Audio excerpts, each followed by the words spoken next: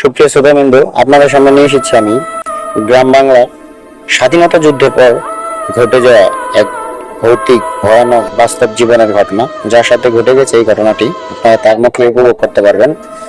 চলুন আমরা সরাসরি ঘটনায় চলে যাই। আমার ছোটবেলায় আমার একটা ঘটনা ঘটছিল, আমি সেটা আপনাদেরকে বলতে চাই। আমি যখন আমার বয়স 7 থেকে 8 বছর বয়স, তখন আমার ছোট ভাইটার বয়স ছিল 4 থেকে 5 বছরের বয়স। আমার ছোট ভাইটা নিয়ে আমাদের অনেক বড় বাড়ি বলতে আমাদের বাড়িটা এত বড় যে এক কোণা যদি আমরা ভাই বোনেরা বসে খেলতাম আমরা খুঁজে পাইতাম। আমাদের বাড়িটা এত বড় ছিল।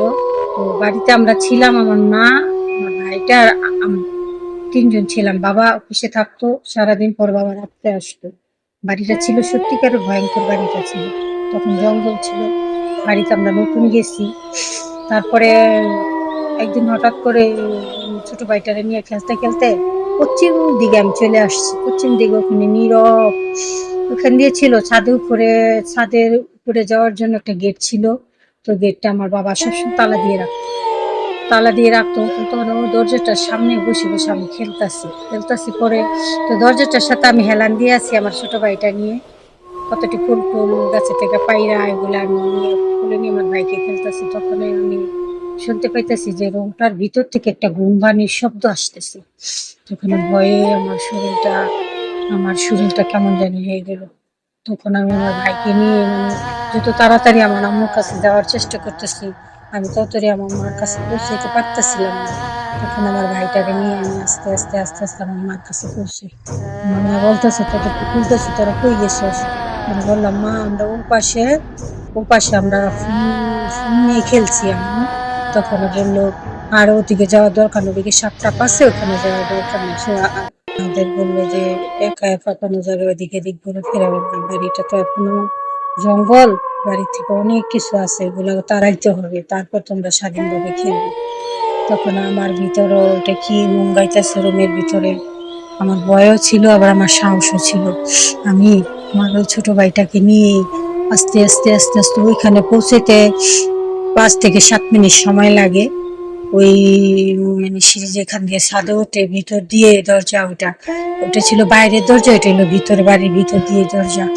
তখন আমি আস্তে আস্তে ওই দরজাটার কাছে যাই। যখন ওই দরজার সিটকিরিটা আমি খুলি, আমার সামনে আমি এটা কি দেখলাম, আমি ছোট ছিলাম বোধহয়, আমি বড় হলে হয়তো অনেক ভয় পেয়ে যেতাম, তো আমার কোনো একটা অসুখ হয়ে যেত, কিন্তু আমি ছোট ছিলাম, এত ভয়টা আমার ভিতরে কাজ করে নাই। তবুও আমি সামনে এগোচ্ছিলাম। তখন দেখি ওই যেখানে দরজাটা ওইখানে আবার একটু ঢালু ছিল, ওইখানে 2 পা বিছাইয়া, চুলগুলা সামনে সাদা কাপড় পরা ছিল, উনি ঘুম ঘুম করে শব্দ করতেছিল। অনেকটা ভয়ঙ্কর শব্দ, অন্ধকার ছিল, লাইট ছিল না। তো ওইখানে আমাদের বাড়ির সমস্ত কারেন্টের সবকিছু ওই জায়গায় ছিল, মিটার ওইখানেই ছিল, কিন্তু আমাদের বাড়ির লাইনটা কতদিন কাটা ছিল। মানে আমি হারিকেন জ্বালাতে হতো আমাদের। তখন সন্ধ্যা হয়ে গেছে যখন গুন করতেছি, তখন আমার আম্মু বাইরে চুলাতে আমার আম্মু লাড়কি দিয়ে রান্না করতো। তখন আমার আম্মু রান্না করতেছে যে রাত্রে খাবার একটু পরে দেরি করে রান্না করি, রাত্রে গরম থাকবে, সেই কারণে আম্মু একটু দেরি করে রান্না করতো। পরে আমি যাওয়ার পর গেছি, ওইখানে গিয়ে যখন পিঠার মানুষটার পিঠে আমি হাত দিলাম, এমন ভাবে একটা ভয়ঙ্কর ভাবে সে আমার দিকে তাকালো। আমি তো আমার ভাই আমার সাথে অতটুকু যায় না, আমার ভাই দরজার সামনেই ছিল। আমি এমন জোরে একটা জোরে চিৎকার দিতে পারতেছি না, এমন জোরে একটা ভয় পেয়ে চুপ করে গিয়ে আমি গেটটা লাগাইয়া আমি আমার ভাইকে অনেক জোরে দৌড়ে গেটের সামনে আসছি করতো। তখন আমার ওই মুহূর্তে আমার মামা আসছে।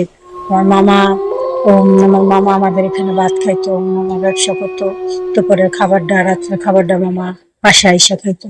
তো মামা সন্ধ্যাবেলায় চলে আসছে পরেও আমার ছোট ভাইটা, ও তো অলরেডি ভয় পাইয়া ও আবল তাবল বলতেছে মামা করতেছে, কি হয়েছে বাবা? আমি মামাকে বুঝে বলতেছি মামা ওইখানে ওই ঘরের ভিতরে মামা একজন মানুষ আছে, খালি ঘুম করে কান্দে, কেমন জানি কালো, কেমন জানি বিচ্ছির দেখতে, জানি কেমন। আমার মামা কিছু না তো, এতে কিছু নাই, এইসব বলতে কিছু নাই, মামা আমাদেরকে বুঝাইতেছে। তারপরে আমরা আমার ভাইটাকে কোলে নিয়ে আমার মামা বলতেছে, কো বাবা এখানে কিছুই নেই, কিছুই নেই।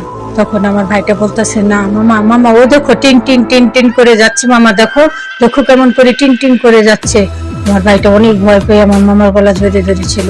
আমার মা বলছে, না না, সে আমার মাকে বললো, বুঝি তুমি কেন ওদেরকে খেয়াল রাখো না, ওরা এরকম জায়গায় জায়গায় সারাদিন ঘুরে বেড়ায়, একটা চোখের সামনে পড়ে গেল। তখন ছিল এই সময় অনেক আগের কথা, অনেক আগের কথা। এখন আমার বয়স প্রায় 55 বছর বয়স, আর তখন আমার বয়স ছিল 7 থেকে 8 বছরের বয়স। আপনারা তো বুঝতেই পারছেন তখন কতখানি বয়সের মাঝখানে গ্যাপ চলে গেছে, অনেক আগের কথা। আর তখন এগুলা এভেলেবেল ছিল, মানুষের সাথে ওরা ওঠা বসা করতো, মানে হয়তো কেউ বুঝতে পারতো, কেউ বুঝতে পারতো না। তখন আমার এই ছোটবেলা আমাদের জীবনে, আমার 2 ভাই বোনের জীবনের মতো ভয়াবহ ঘটনা ঘটেছিল। আমরা খুব ভয় পেয়েছিলাম। তখন পর থেকে আমাদের বাড়িটা, আমার বড় বাবা, আমার বড় মা আয়সা আমাদের বাড়িটা, পুরো বাড়িটা বন্ধ করে দিয়ে গেল। বলে এখন বাচ্চারা যেখানে সেখানে খেলবে, কোনো কিছুই হবে না, তুমি চিন্তা করো না, ওরা যেখানে খুশি। তখন পর থেকে আমাদের চোখে আর কিছু পড়েনি, ছিল কিন্তু আমরা ওই সময়টার সময় আমরা ঘরে থাকতাম। ওই সময়টা বেরোতে থাকতাম সন্ধ্যার সময়, দুপুর 12টার সময়, রাত্রে আমরা কখনো বেরোইনি। আমরা ছোট, আমরা তো এগুলো বলতাম না, কখনো বেরোইনি। এবং আমার জীবনে ছোটবেলায় একটা ভয়াবহ ঘটনা ঘটে গেছে, তাই আপনাদেরকে আমি শোনাইলাম। নিশ্চয়ই আপনাদের ভালো লাগলে আমাকে লাইক